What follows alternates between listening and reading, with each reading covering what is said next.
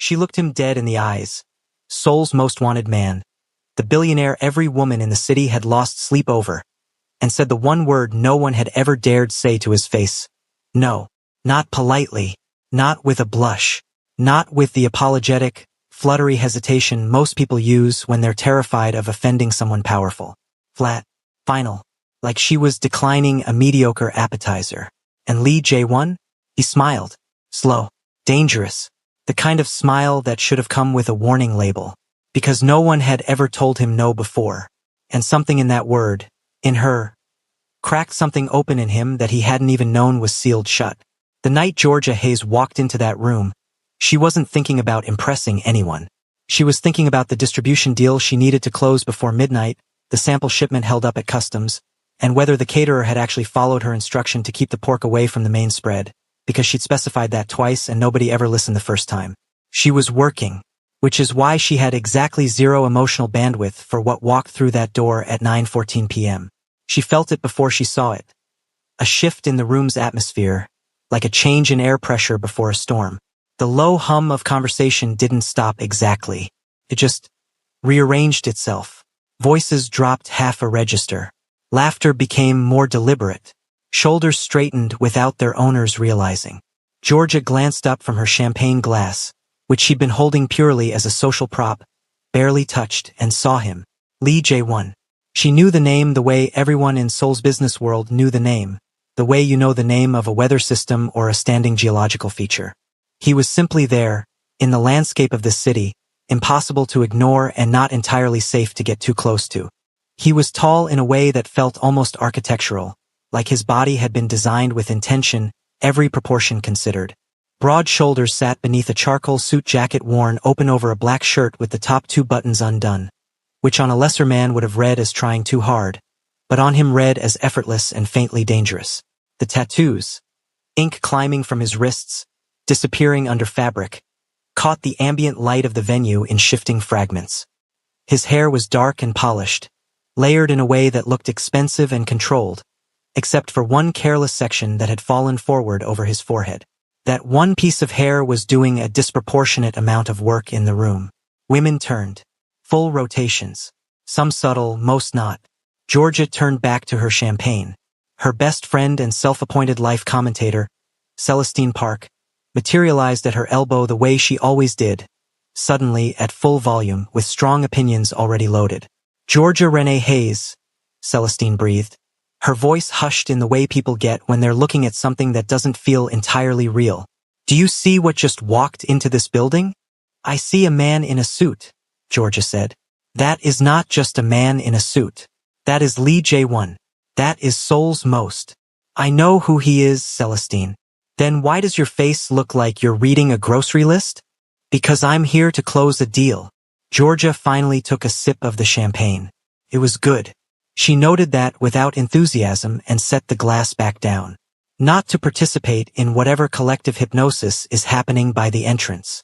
Celestine turned to look at her with the kind of expression usually reserved for people who claim they don't like music or sleep. Like the problem was too fundamental to unpack right now. You're a unique individual, Celestine said finally. And I mean that with equal parts admiration and genuine concern. Georgia smiled. Quick, private. The kind that lived mostly in her eyes, and smoothed a hand down the front of her outfit. She was wearing a structured cream blazer from her own Hayes men collection, tailored for women who wanted the architecture of men's fashion without the erasure of their shape, over wide-leg trousers the color of cooled ash. Her chocolate brown wig fell around her shoulders in full, bouncy waves that moved with every turn of her head, a deep glossy sheen catching light the way still water catches sun. She looked, by every available metric, like someone who had not come here to be impressed. She had not come here to be impressed. She was halfway through mentally reconstructing her pitch for the distributor when she became aware of a presence on her left. Not heard. Not seen. Aware of. She turned. He was closer than she'd expected, which was the first calculated thing about the whole approach. The deliberate compression of personal space, just enough to register, not enough to be rude. Up close. The effect of him was even more. She searched privately for a word that wasn't embarrassing and settled on substantial. He was substantial, like standing near something that has its own gravitational field. He looked at her with dark eyes that held an expression she'd seen on the faces of men who were used to being the most interesting thing in any given room and had never once been given a reason to doubt it. Lee Jae-won, he said, and the way he said his own name was so completely absent of pretense or preamble that it functioned almost like a challenge. Here I am. Your move. Georgia looked at him for exactly 3 measured seconds. Georgia Hayes, she said, matching his energy note for note. Then she turned back to the room. The silence that followed lasted perhaps 2 full heartbeats. I don't think we've met, he said. We haven't. I'd remember. She turned back to him. Her expression was calm the way a locked door is calm. Not hostile, just completely, serenely closed. Is that a line? She said. Or are you just narrating? Something shifted in his face. Not offense, he was too composed for that. More like the sensation of reaching for a railing that wasn't there. I was going to offer to get you a drink, he said. I have one. I noticed it's been full for 20 minutes. She regarded him. You've been watching my drink for 20 minutes.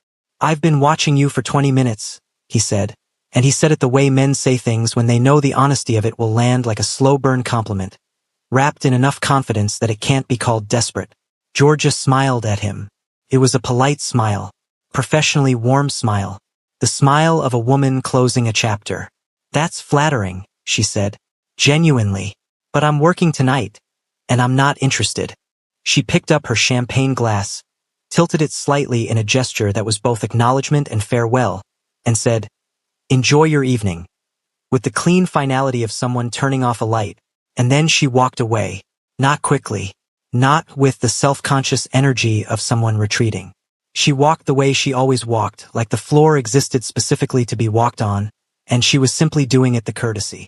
Across the room, she found the distributor, extended her hand, smiled the real smile this time, warm, expansive, full of the particular brightness she reserved for people she was genuinely trying to reach, and began her pitch. Behind her, she did not look back. She didn't need to. Lee Jae-won stood exactly where she'd left him for 4 full seconds, which was 4 seconds longer than he'd stood anywhere without moving in recent memory. His assistant, Hyun-seo, who had been hovering at a professional distance all evening with the quiet efficiency of someone who had long since accepted that his job description defied clean categorization, materialized at his shoulder. Sir, Hyun-seo said, in a tone that communicated several things simultaneously while technically communicating nothing. Don't, Jae-won said. I didn't say anything. You were about to. Hyun-seo looked at the middle distance. She did just. I know what she did. Jae-won picked up a glass of something from a passing tray. He didn't look at what it was, and turned slightly to find her in the room again. She was already deep in conversation with a middle-aged distributor, laughing at something, one hand gesturing with the clean confidence of someone who knew her product inside out. The chocolate-brown waves of her hair caught the chandelier light as she tilted her head, and something in that specific movement, that specific tilt, lodged itself somewhere in his chest like a splinter. No one had ever walked away from him like that. Not with indifference. Not with that particular brand of you are not the main event of this evening energy. Women came to him. That was simply the architecture of his life. They called. They angled for introductions. They laughed a little too brightly in rooms where they knew he might be present. He was not arrogant about it. He simply accepted it as one accepts weather. It was the climate he lived in.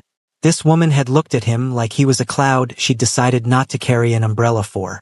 He took a slow sip from the glass in his hand. It was sparkling water.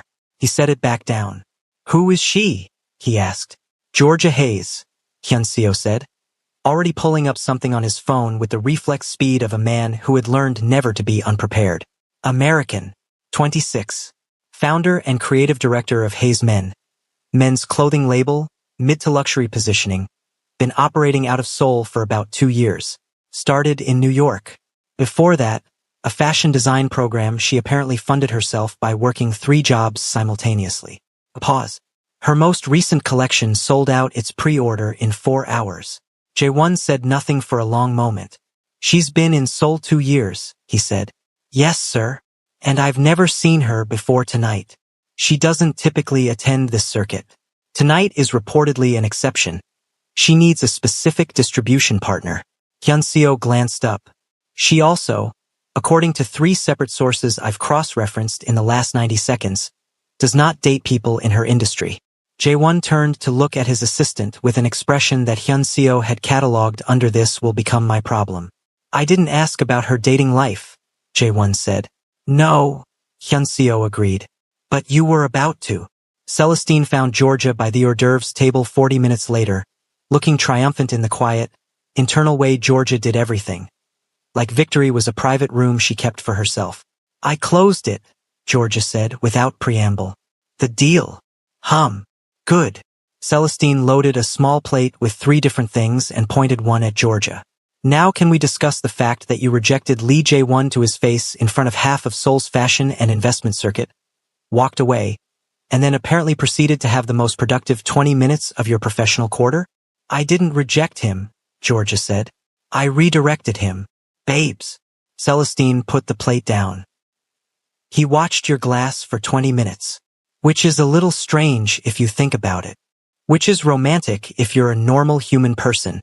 I am a normal human person with a distribution deal and a sample shipment to sort out by Thursday."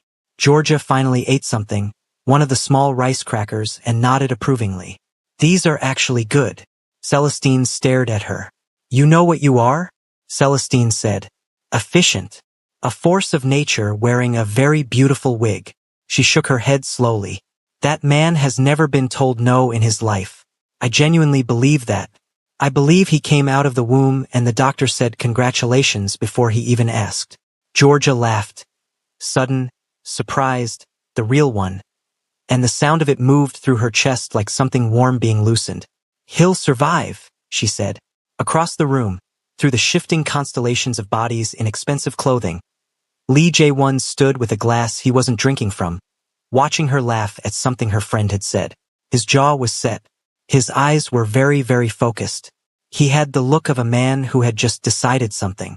Something had just begun. Neither of them would have agreed on what to call it yet. But it had begun. The second time Georgia Hayes crossed paths with Lee Jae-won, she knew immediately that it wasn't an accident. She just couldn't prove it.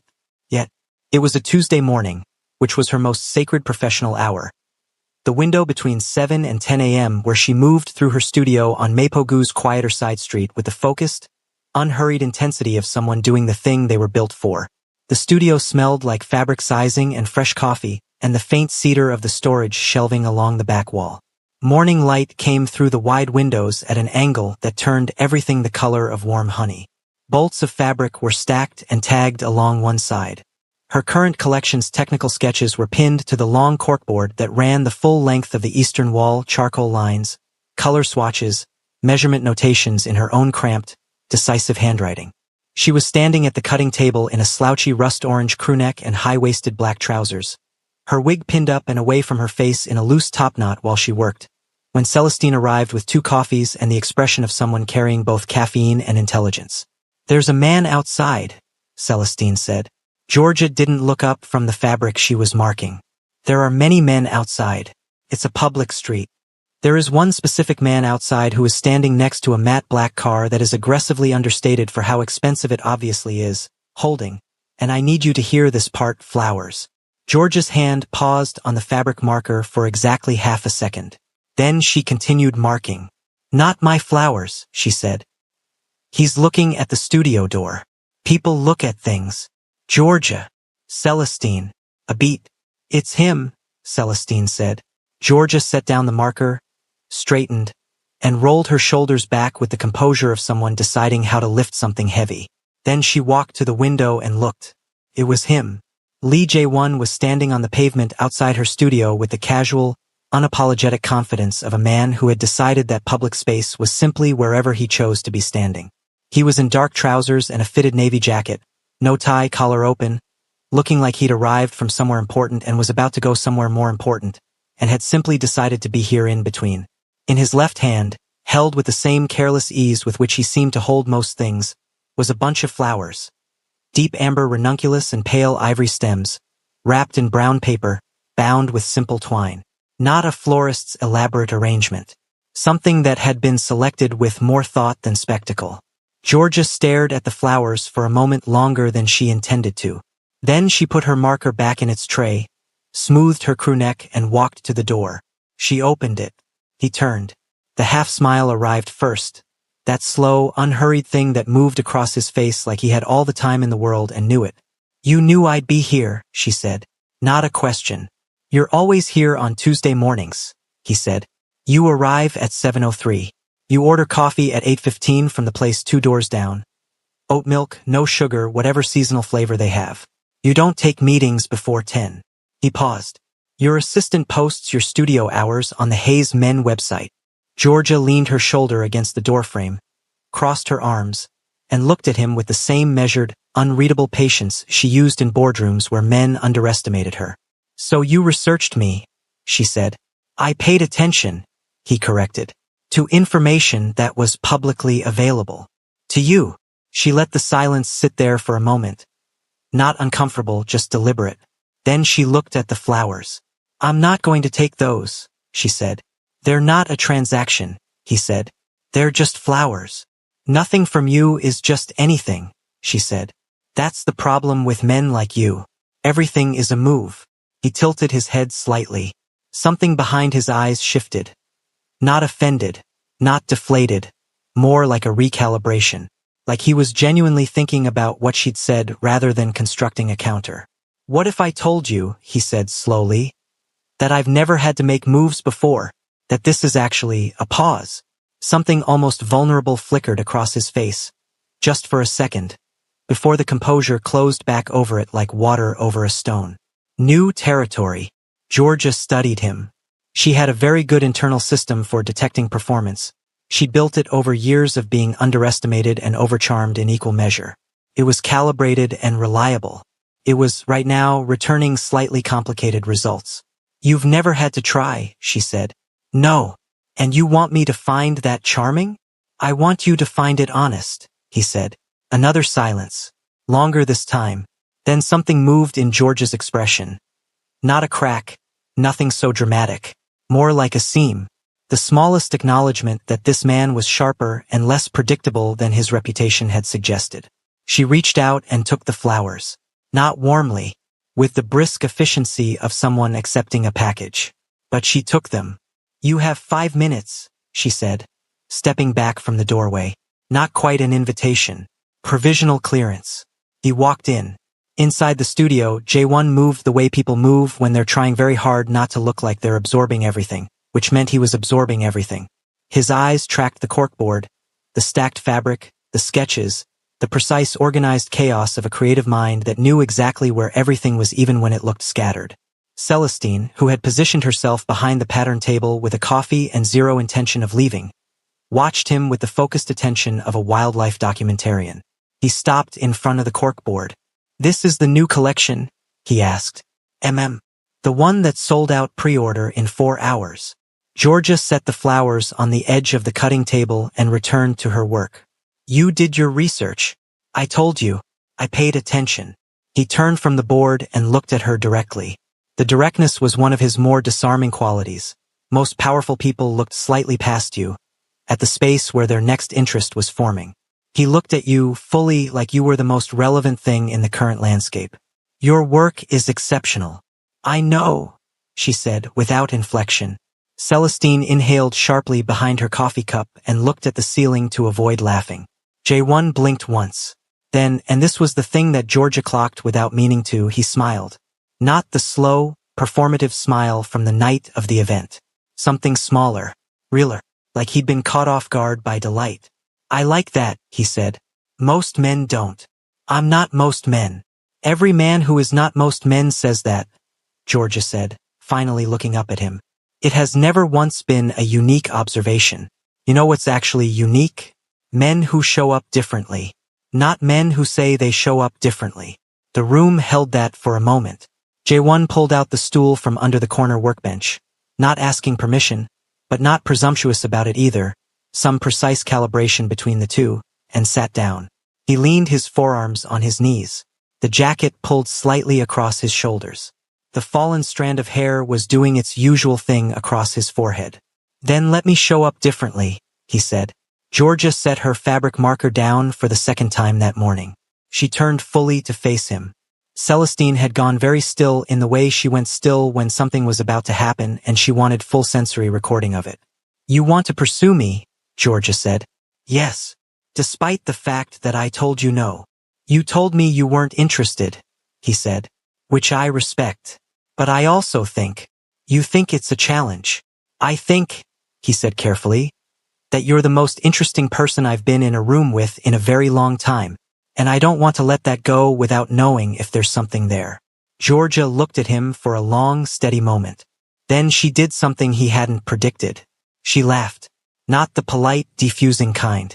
A real laugh, short, incredulous, the kind that escapes before you've decided whether to release it. Okay, she said. He blinked. Okay. You want a chance? She tilted her head, and that movement, the one he'd catalogued at the event without meaning to, arrived again, and something in his chest registered it the same way it had the first time, like a note struck on an instrument he hadn't known he was carrying. I'll give you one. Exactly 4 weeks. Starting now.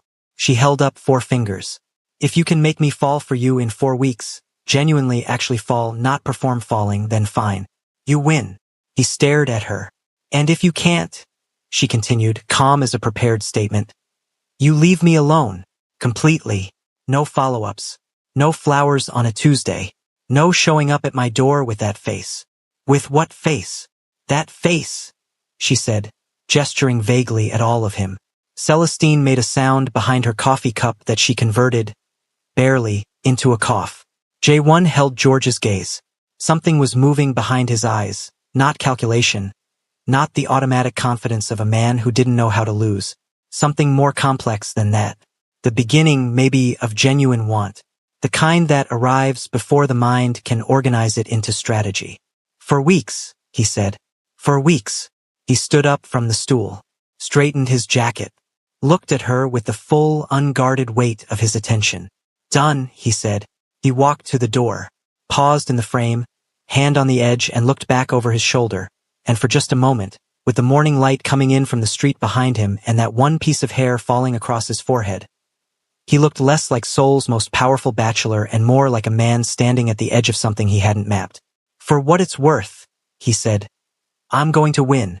Georgia had already turned back to her fabric. Everyone thinks that, she said pleasantly. Until they don't. The door closed. The studio was quiet for approximately 4 seconds.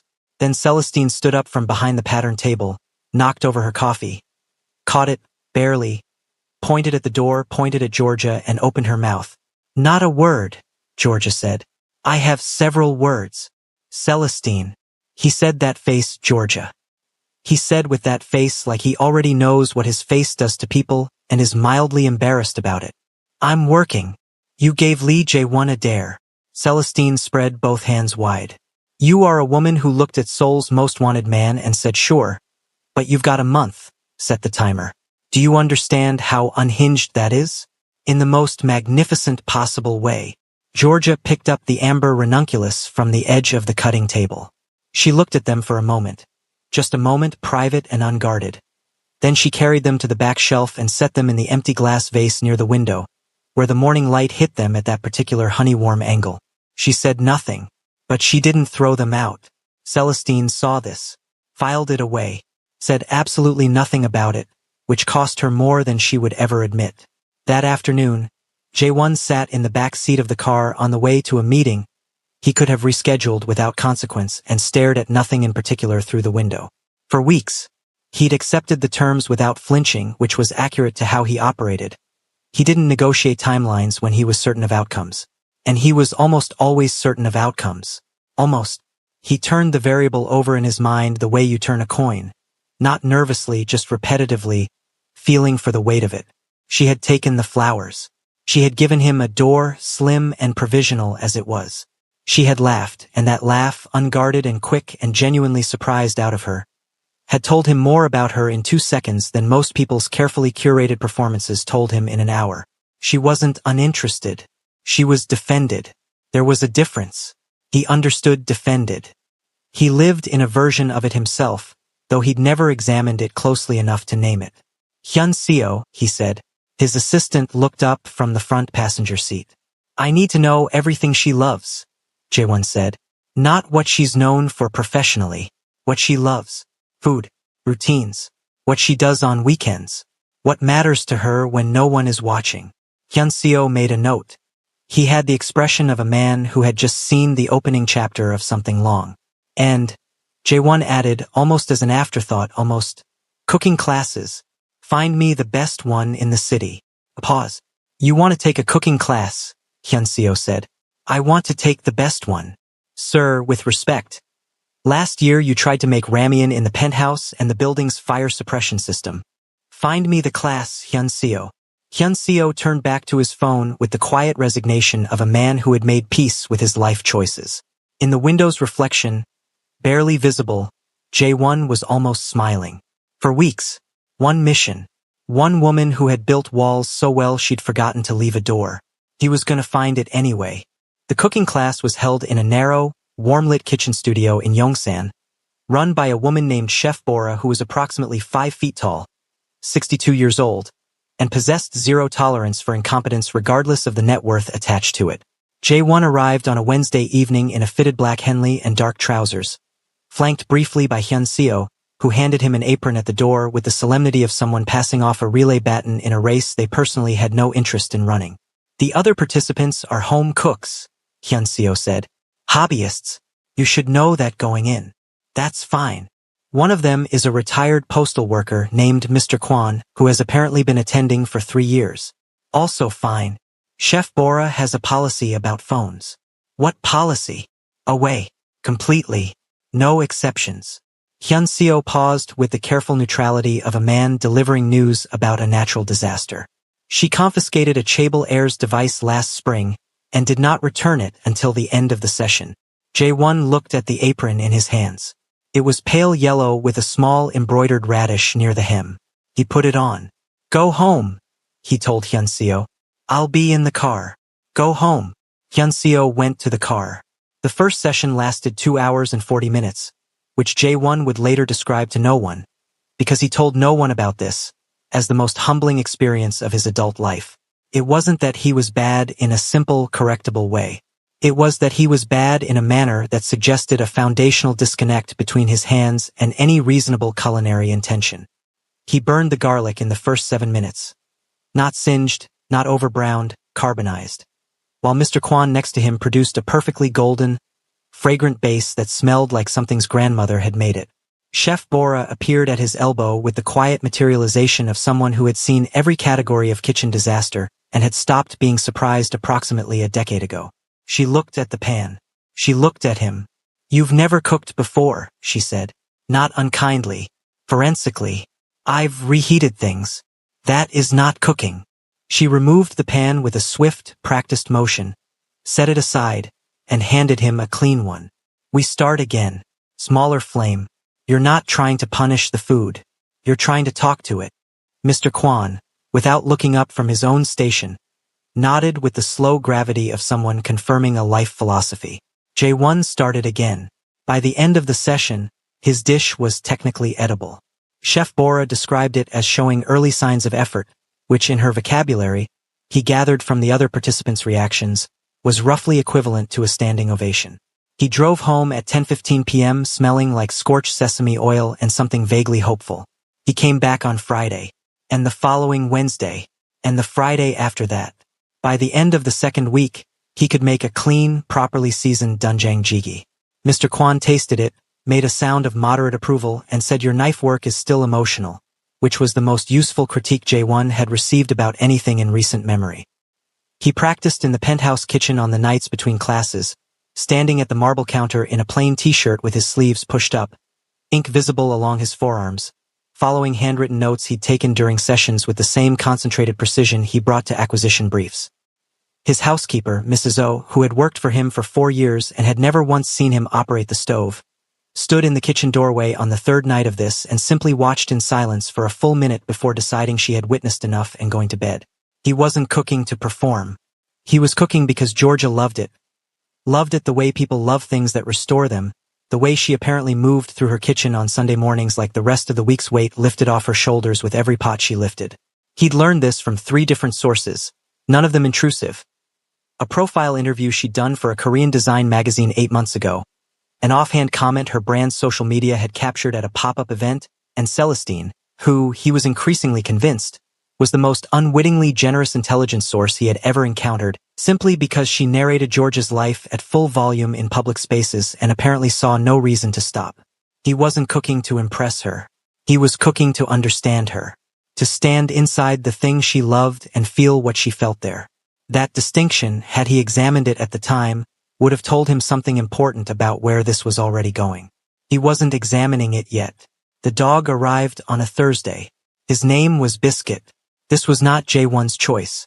This was the name the shelter had given him and which, according to the shelter coordinator, a cheerful woman named Ms. Lim who seemed genuinely thrilled to be placing a dog with someone who filled out the adoption paperwork wearing a suit, he had responded to consistently and with enthusiasm, so changing it would be confusing for his development.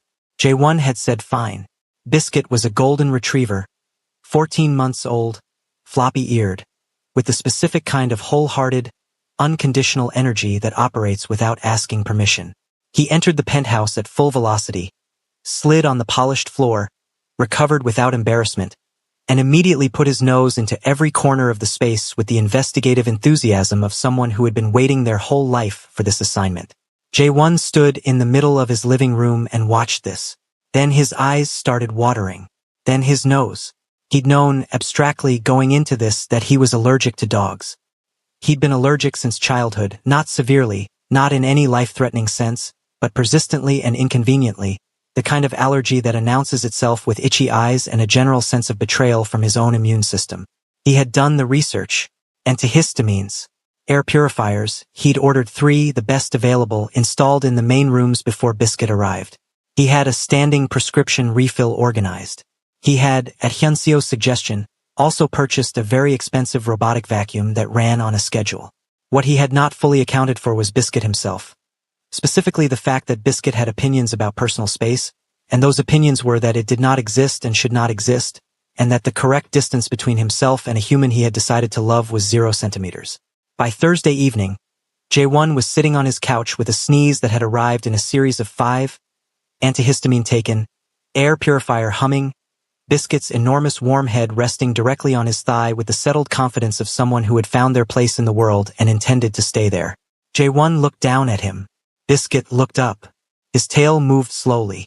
His eyes, warm and amber brown, held the specific expression of a creature operating on pure, uncomplicated affection. Something in J1's chest did a thing he didn't have immediate vocabulary for. "Don't get comfortable," he told Biscuit. Biscuit's tail moved faster. J1 reached down, slowly, like a man making a concession he hadn't fully approved, and scratched behind one floppy ear. He texted Hyunseo at 9 p.m. "Order more antihistamines. The bulk option." Hyunseo replied, "Already done, sir. Also, Mr. Kwan from the cooking class sent a note asking if you'd like to join the advanced session." J1 stared at this message for a moment. Then he put his phone face down on the cushion. Biscuit sneezed on his trouser leg. "Fantastic," J1 said. He did not move. The Saturday volunteer shift at the Mapo Youth Arts Center was the one that changed things. Not dramatically. Not in a way he could have pointed to and said that's when it shifted. But it shifted. He'd found out about the center the same way he'd found out about the cooking. Attention paid across multiple small details that assembled themselves into a picture. Georgia gave every Saturday morning, 8 to noon, consistent as weather. She didn't post about it. There was no brand angle, no PR value. She went because she wanted to go, because she believed in the specific and irreplaceable thing that happens when a child is given material and space and someone who takes their creative instinct seriously. J1 showed up at 8:15 on a gray Seoul Saturday with no announcement, no Hyunseo, no preparation beyond having called the center director the previous week to ask if additional volunteers were needed and receiving an enthusiastic yes. He wore a plain dark sweatshirt, jeans, hair not styled, or rather, styled in the unstudied way it fell when he hadn't touched it, which was arguably more devastating, but that was not the current point. Georgia was already there when he arrived. She was sitting on a low stool at a table with 4 children between the ages of roughly 8 and 12, helping one of them, a small, serious-faced girl with paint already on both elbows, figure out why her watercolor was muddying in the center of the paper. She heard the door, looked up, The expression that crossed her face was not the cool, composed neutrality she deployed at the fashion event. It wasn't the brisk, measured engagement of the studio. It was something quicker and less managed.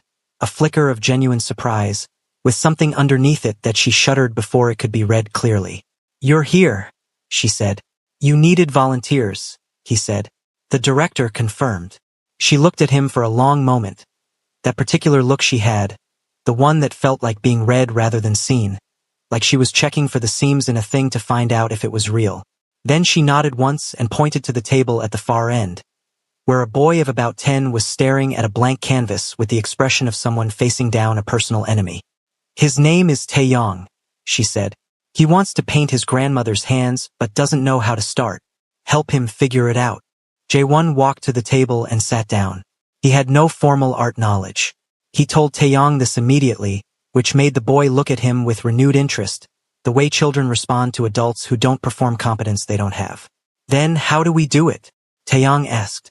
"I don't know yet," Jae-won said. "Let's figure it out." They spent 40 minutes on it, starting with Taeyong describing his grandmother's hands in words, which Jae-won listened to with the full, undivided weight of his attention, asking questions, drawing out detail. "What do they feel like when she holds yours? Where are the lines deepest? What color is her skin in the kitchen light?" By the time they moved to the canvas, Taeyong had so much to work from that the painting began almost by itself.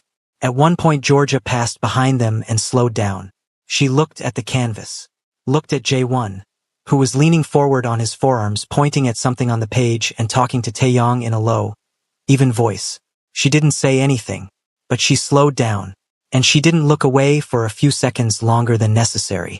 Soul lovers, if you're loving this story, kindly hit the like button and share with someone who loves a Rivals to Lovers story, and if you're new to the channel, hit that subscribe button and turn on notifications so you don't miss when the next incredible story drops. And tell me in the comments, what country are you watching from and what time is it where you are? I love hearing from you all.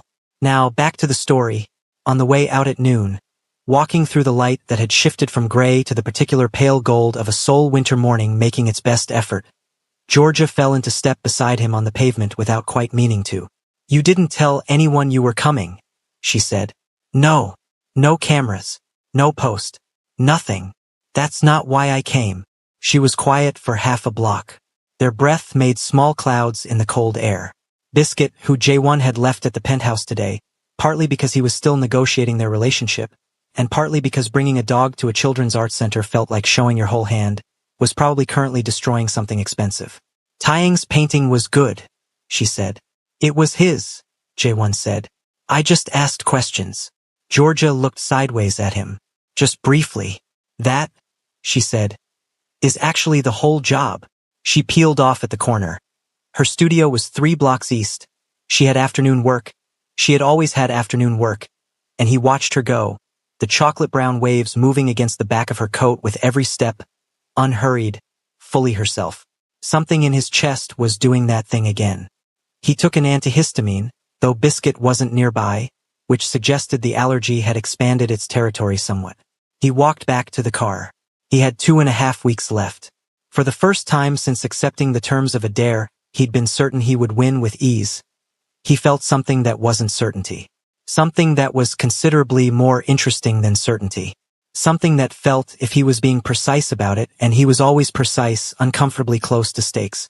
He'd arrived in her life as a challenge. He was starting, quietly, without permission, to become something else entirely. The first sign was the playlist. Georgia noticed it on a Monday evening, 11 days into the 4 weeks, when she was in her studio after hours doing the kind of work that only happens when the rest of the world has gone home. The quiet, unhurried kind, where the decisions come cleaner and the creative instinct moves without interference. She was repinning a revised sketch to the corkboard when her phone buzzed on the cutting table. Not a call. A share notification. A playlist, sent from a number she'd saved under Lee Jae-won. Do not be charmed. No message attached. Just the playlist. She stared at the notification for longer than she intended. Then she put the phone face down and finished pinning the sketch. Then she picked the phone back up. The playlist was called for When You're Working Late. It had 41 songs. She scrolled through them slowly, her expression doing something complicated in the empty studio. Old school R&B she hadn't heard since college, Sod, Music Soul Child, and Erykah Badu deep cut she was almost certain had never appeared on any algorithm's recommendation. Interspersed between them, unhurried and intentional, Korean indie tracks she didn't recognize but which turned out, when she pressed play on the first one, to have the same warm, introspective quality as everything else he'd selected. At the very bottom of the playlist, the last track, a song her mother used to play on Sunday mornings in their apartment in Brooklyn. She hadn't mentioned that song to anyone in Seoul. She hadn't mentioned it to him. She stood in the middle of her studio with her phone in both hands and the music playing softly through the speaker on the shelf, and she thought, carefully and deliberately, about how he could possibly have known. Then she thought about the Design magazine interview she'd done 8 months ago, where she'd mentioned briefly in passing one sentence, that her mother's Sunday morning music was the first soundtrack she'd ever associated with making something beautiful. He had read an 8-month-old interview. He had found that one sentence. He had put the song at the end, like a quiet signature. I was paying attention even before I knew I was paying attention. Georgia set her phone down on the cutting table. She pressed both palms flat against the cool surface and breathed out slowly. Okay, she said to the empty room.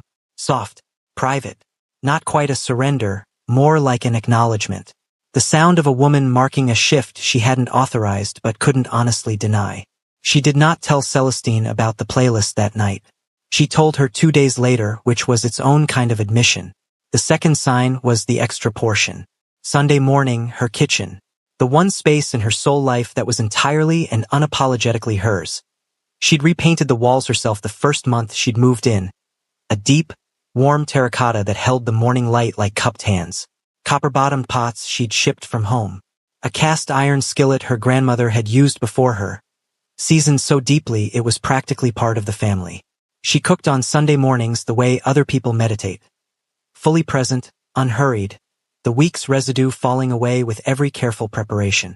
This Sunday she was making jollof rice the way her mother taught her, and jerk chicken that took 40 minutes of genuine attention, and fried plantains because it wasn't a full Sunday without them. She was plating the rice when she realized she'd made enough for two. She stood at the counter and looked at the plate. She had not invited anyone. Celestine was in Busan visiting her parents until Tuesday. There was no second person coming. She had simply, without deciding to, cooked as though someone else might be here. She knew whose face had been in the back of her mind while she cooked. She put the extra portion in a container. Told herself it was for lunch tomorrow. Put it in the refrigerator. Stood in front of the closed refrigerator for 3 seconds longer than necessary. Then she went back to her own plate, sat at the kitchen table in the morning light, and ate in the deliberate, private quiet of someone who was very carefully not thinking about something.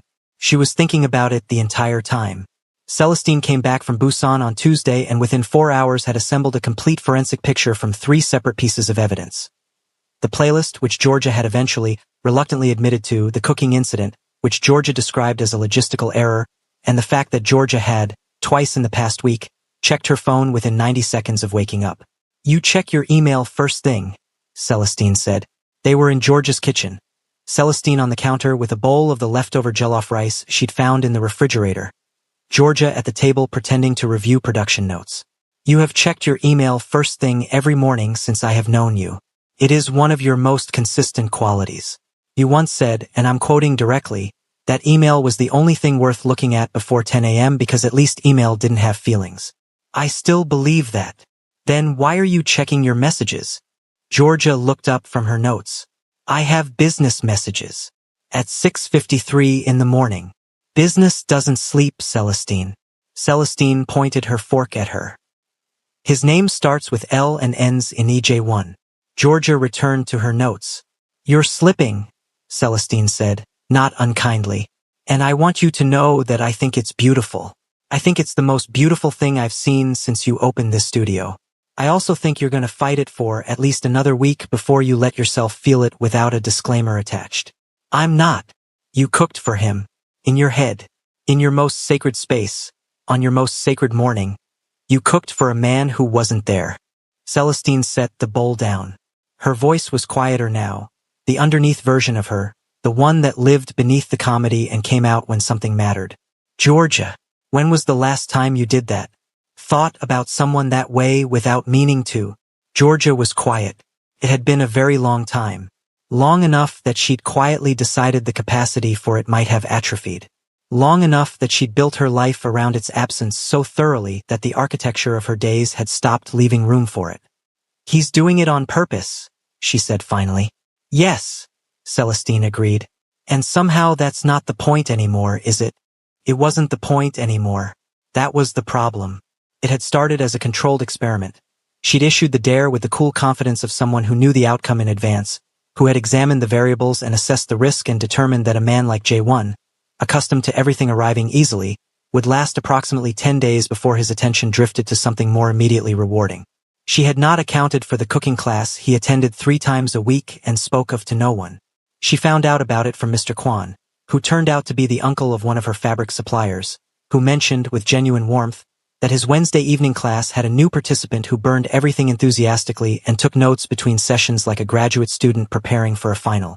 She had not accounted for Taeyong, who had started asking every Saturday if the tall man with the tattoos was coming back, and who had, on Jaewon's 3rd consecutive Saturday at the center, shown him the finished painting of his grandmother's hands, and received in return a response so genuine and specific that Taeyong had folded it carefully and put it in his coat pocket for the walk home. She had not accounted for the voice note. It arrived on a Thursday, 12 seconds long. No preamble.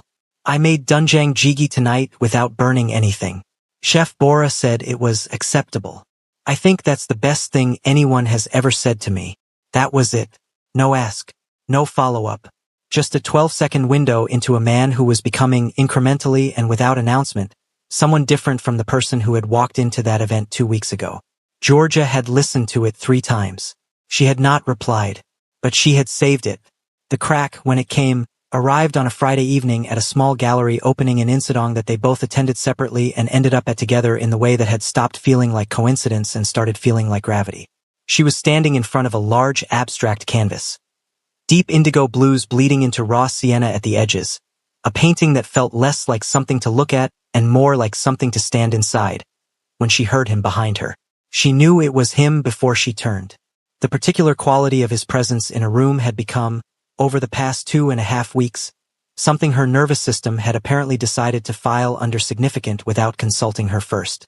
"It looks like a decision being made," he said, coming to stand beside her, looking at the painting. Not at her. At the painting. She turned to look at him, then back at the canvas. "I thought it looked like something ending," she said. "Maybe they're the same thing." She considered that. The gallery was warm, low-lit, the kind of lighting that softened the outlines of everything and made conversations feel more honest than they might otherwise. "How's Biscuit?" she asked. She'd seen a single, uncaptioned photo on Hyunseo's private Instagram. She followed Hyunseo for industry updates, she told herself, of a golden retriever occupying what appeared to be the entirety of a very expensive couch. Jaewon's expression shifted into something that was not quite a smile and was significantly more endearing for it. "Deeply committed to making my life difficult," he said. "Structurally, we have reached an understanding. Immunologically, I'm still negotiating." "You're still keeping him," she said.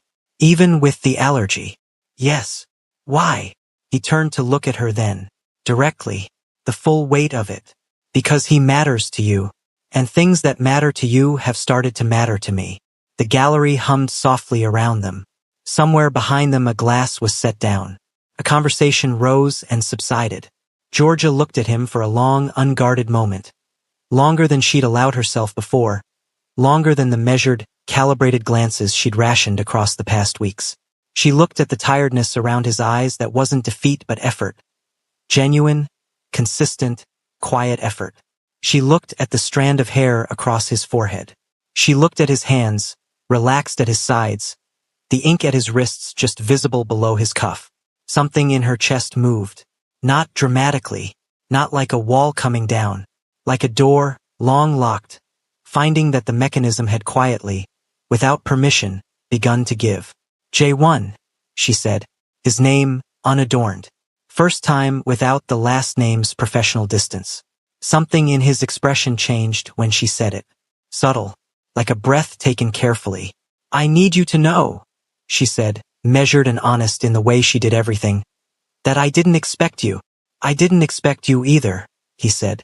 And the way he said it, low, direct, carrying the weight of something that had arrived and rearranged things, told her that he wasn't talking about the bet anymore. Hadn't been for a while. They stood there in front of the painting that looked like a decision being made or something ending, or maybe both. And then someone from the gallery's hosting team appeared at Jae-won's elbow to greet him, and the moment folded, not broken, just paused, like a sentence interrupted mid-clause, the meaning suspended in the air between them, waiting. Georgia took a slow breath. She drifted toward the next canvas. But she carried the unfinished sentence with her for the rest of the evening. And when she got home and sat on her kitchen floor with a cup of tea going cold in her hands, she did not try to put it down. She let herself hold it. For the first time, she let herself hold it without a disclaimer. 3 weeks had passed. 1 remained. But the countdown had stopped feeling like a clock. It had started feeling like a consequence. Neither of them was ready.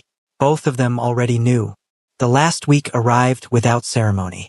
No dramatic shift in weather. No symbolic sign. Just a Wednesday morning that looked like every other Wednesday morning. Georgia's studio, the corkboard, the fabric, the coffee from 2 doors down. Except that everything inside it felt slightly different. The way a room feels different when you know you're leaving it soon. Charged with its own significance.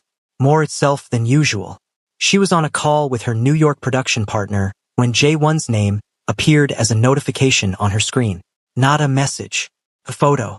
She let it sit there until the call ended. Then she opened it. It was Biscuit, sitting in what she recognized as Jae-won's penthouse kitchen. She'd seen enough of it in incidental backgrounds by now to know its clean, pale marble geometry, wearing a miniature apron. The apron was yellow. It had a small embroidered radish near the hem. It was identical to the one Jae-won wore in his cooking class. She stared at the photo. She pressed her lips together very firmly. She did not smile. She failed completely at not smiling. She put the phone face down on the cutting table and stood with both hands pressed to her cheeks like a woman trying to hold her own face together, which was in fact precisely what she was doing. The smile stayed for longer than she had authorized. He called her that evening. Not a text, not a voice note, a call which felt, in the current landscape of their communication, like a deliberate escalation, something chosen rather than defaulted to. She answered on the 3rd ring, which was 2 rings later than the first ring she'd almost answered on. I need to tell you something, he said. No preamble. His voice was different on the phone. The slight remove of it stripped away some of the composed, architectural quality and left something more immediate underneath. Okay, she said. She was sitting cross-legged on her kitchen counter the way she did when conversations required her to be physically grounded, back against the upper cabinet, a glass of water she wasn't drinking in her hand. I'm going to tell you something that isn't part of the bet, he said. It has nothing to do with the 4 weeks or the dare or any of that. I need you to hear it separately from all of that. Can you do that? Her hand tightened slightly around the glass. I'm listening. I was at a dinner 2 nights ago, he said. Industry thing. One of the investors there mentioned your label, mentioned it as a case study for independent brand scaling in the Korean market. He was using it as a positive example, something he was going to reference in a panel discussion. A pause. 3 other people at the table hadn't heard of Hayes Men. By the time I was done talking, they had.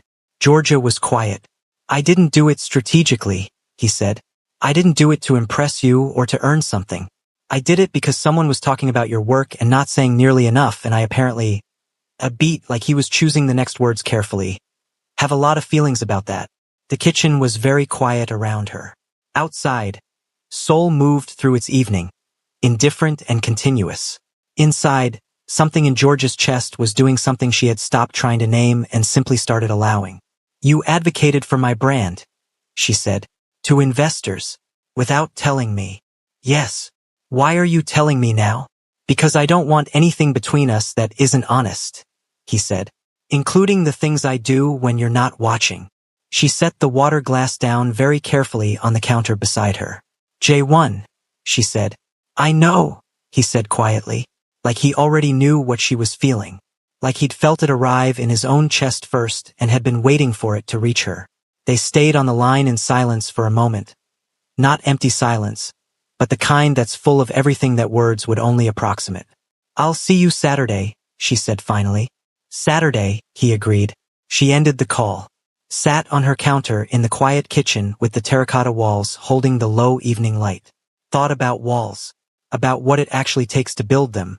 All the accumulated decisions, the small daily choices to stay defended, the practiced art of needing no one enough to be safe.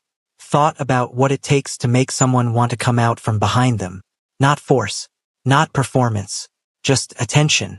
Consistent, patient, specific attention. The kind that says I see you. Not the version you present. You. She got down from the counter. Washed the glass. Went to bed. Lay awake for a while. Did not mind. Saturday arrived cold and bright. The sky over Seoul stretched thin and pale as paper. Winter doing its most photogenic work. Georgia got to the art center at 8, same as always. Set up the supply tables. Said good morning to the director, to the other volunteers, to the children who arrived in coats and hats and the particular Saturday morning energy of kids who had chosen to be somewhere rather than been required to be. J1 arrived at 8:15. He was carrying 2 coffees, 1 oat milk, no sugar, seasonal flavor, from the place 2 doors down from her studio. He handed hers over without comment, without the small theater of making sure she noticed the gesture. Just handed it to her the way you hand something to someone whose preferences you know as well as your own. She took it. Their fingers didn't touch. Almost. She went to her table. He went to Taeyang's, which had become, over the past weeks, simply his table. The corner spot with the natural light where Taeyang and 2 other children who had migrated toward the calm consistency of his presence now worked every Saturday morning. Georgia spent the first 40 minutes helping a group of girls with a collage project, but she was aware of him across the room the way you're aware of a fire in your peripheral vision. Not distracted, just perpetually oriented. At one point she heard him laugh. A real one. Surprised out of him by something Taeyang said. Low and genuine and nothing like the polished social sounds she'd heard at the fashion event. It moved through the room like something warm. She looked over. He was already looking at her. Neither of them looked away immediately. After the session, walking out into the pale winter light, he didn't fall into step beside her the way he usually did. He stopped on the pavement just outside the door and turned to face her fully. The 4 weeks end tomorrow, he said. She nodded. She knew. She'd been aware of the countdown for days in the background of everything. Not dreading it, not anticipating it, more like waiting for the moment when the scaffolding came down and you could see what the building actually was. I'm not going to ask you to call it, he said. I'm not going to stand here and present a case or ask you to announce something. He looked at her steadily. The pale winter sun made the ink on his hands visible at his cuffs. I just want you to know where I am, clearly, with nothing else attached to it.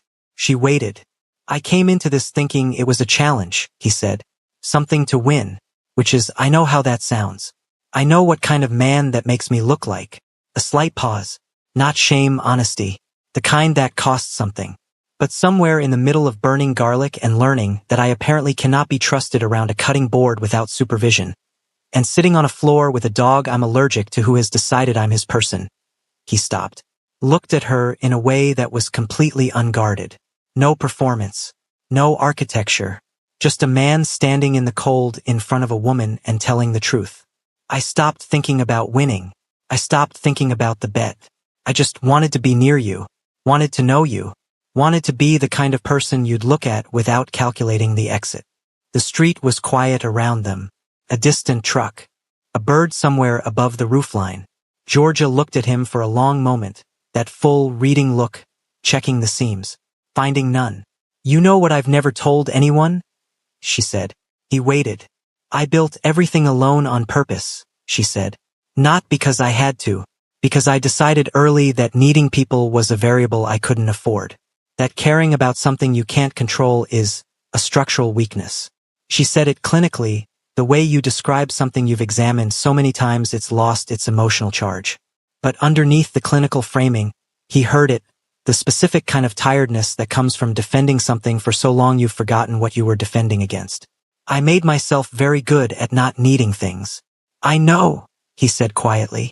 And then you showed up, she said. With your ridiculous apron and your dog that sneezes on everything and your 12-second voice notes, and you just, she stopped, pressed her lips together. The chocolate-brown waves of her hair moved in the cold air, catching the pale winter light. You paid attention to the parts one never told anyone to pay attention to. And I don't. Her voice dropped slightly. I don't entirely know what to do with that. You don't have to do anything with it, he said. I'm not asking you to restructure anything. I'm just... He exhaled slowly, and his breath clouded in the cold air between them. I'm here, specifically and deliberately and with no version of a backup plan. I'm just here. Georgia looked at him. Something in her chest opened. Not like a door giving way under pressure. Not like a collapse. Like a window chosen and lifted. Deliberate. Hers. Your cooking is still terrible, she said. He blinked once. Then that smile arrived. Not the slow, performative one from the first night. Not the careful, calibrated one from the studio. The real one. The small, unguarded one that reached all the way up. Chef Bora said acceptable. J1. Which in culinary terms is essentially J1. He stopped. She stepped forward. One step, measured and deliberate. Close enough that the space between them became something with its own particular weight. Come cook with me, she said. Sunday morning. My kitchen. He looked at her. The full weight of it, everything he'd been carrying for 4 weeks and beyond. The attention, the wanting, the slow and unprecedented experience of someone mattering more than the mission. Yeah, he said, soft, like the word had been waiting somewhere and finally found its way out. Okay. She showed up at her own door on Sunday morning. He was already there, outside, not presuming entry, standing in the pale early light with Biscuit on a lead. The dog saw her first and lost his mind entirely. A full-body celebration, tail at maximum velocity, enormous paws on the pavement dancing.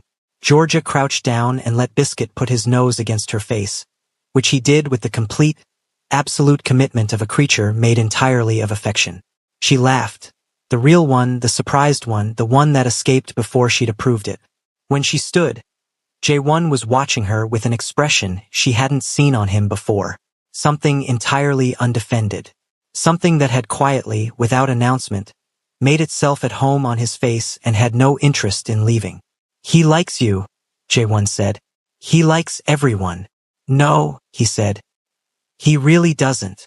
She looked at him. He looked at her. Come in, she said. She opened the door. He came in, Biscuit first, immediately and catastrophically interested in the kitchen, and J1 stepped across the threshold of her space, the terracotta walls and copper pots and cast iron skillet and the life she'd built with her own hands, and he looked around at all of it with the quiet reverence of someone who understood that he'd been led into something that not many people got to see. She handed him an apron. It was blue. No embroidered radish. He looked mildly disappointed. Stop it, she said, turning to the counter. I didn't say anything. You were about to. He tied the apron, rolled his sleeves, came to stand beside her at the counter, close, not quite touching, the particular warmth of proximity in a small kitchen on a cold morning. What are we making? He said. Jollof rice, she said, and jerk chicken, and plantains. She looked sideways at him. It takes attention and patience, and you cannot rush any of it. I have been told, he said with complete sincerity, that I am capable of paying attention. She handed him a knife and pointed at the onions. He started chopping. She watched his technique. Taeyong was right, the knife work was emotional, and said nothing, just reached over and adjusted the angle of his grip with one brief, matter-of-fact touch, and then went back to her own prep as though nothing of significance had happened. His hand held the adjusted position for the rest of the morning. They cooked for 2 hours. He burned nothing. She noted this aloud, and he accepted the acknowledgement with the dignity of a man who had practiced for exactly this moment. They talked. Not about the bet, not about the 4 weeks, not about any of the scaffolding that had brought them here. About his grandmother, who had raised him in a small apartment in Nowon before the money came and who he credited, quietly and without performance, for everything he actually valued about himself. About George's mother's Sunday mornings in Brooklyn, the music and the cooking and the specific quality of the light through their apartment windows that she'd been chasing. She realized as she said it aloud, in every space she'd made for herself since. Biscuit fell asleep under the kitchen table. At some point the cooking stopped and the eating began, and then the talking continued around the food, at her kitchen table, in the terracotta morning, winter light coming through the window at that particular honey-warm angle. At some point, she couldn't have said exactly when, the way you can't say exactly when a season changes, only that at some point you look up and it has. His hand was on the table and hers was beside it, and the distance between them was a choice that both of them were making and neither of them was making to keep. She moved her hand. Their fingers met. He looked at her. She looked back, steady and open and completely, deliberately present. Georgia Hayes, who had built every wall with her own hands, who had made herself excellent at not needing, who had issued a dare she'd expected to win easily, and had instead found herself on the other side of something she hadn't mapped and no longer wanted to. "For the record," she said quietly, "you didn't win the bet." He tilted his head slightly. "I fell on my own terms," she said. "In my own time. In my own kitchen." The corner of her mouth moved. "There's a difference." He looked at her. That full, unguarded look. The one she'd been receiving for weeks and had spent weeks pretending not to feel the weight of. "Noted," he said, and his thumb moved across the back of her hand. Once, slow and deliberate, and that single motion carried more intention than most people put into entire speeches. Outside, Seoul moved through its Sunday morning, indifferent and continuous and entirely unaware. Inside, in a kitchen that smelled like jollof rice and something beginning, biscuits snored softly under the table. And two people who had arrived in each other's lives as a challenge sat with their hands together in the quiet, neither of them needing to say anything more. Because some things, when they finally arrive, not swept in on a grand gesture, not announced, not performed, settle into place with the particular, unhurried certainty of something that was always going to happen. It just needed someone to pay attention. Celestine found out at approximately 3 p.m. when Georgia sent a single text that read, "He stayed for lunch." Celestine, who was in a cafe in Mapo with her laptop and an untouched Americano, read the message, put her phone face down on the table, looked at the ceiling, picked her phone back up, and typed, "Georgia Renee Hayes." Georgia replied with one word, "Don't." Celestine replied with 17 separate emojis, a voice note that was mostly incoherent, and then a final text that said simply, "I knew. I knew from the flowers. I knew from the Tuesday you didn't throw them out. I knew the whole time." Georgia didn't reply to that one, but she was smiling when she read it.